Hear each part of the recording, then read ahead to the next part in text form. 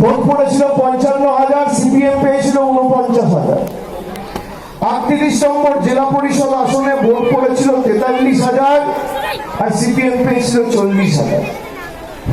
আজকে সেই সিপিএম এর হারমাত গুলো জামা পাল্টে, জার্সি পাল্টে, কাস্তে হাতুড়ি তারা ছেড়ে দিয়ে পদ্ম ফুলের আশ্রয়ে রয়েছে।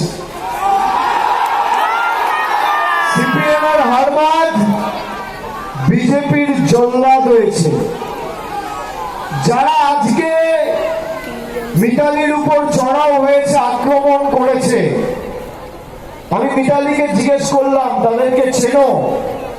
বললো দাদা আমি বুঝতে পারিনি, সেভাবে মনে পড়ছে না। ওর অবস্থা এমনিও খারাপ, ও এতই দুর্বল হয়ে গেছে।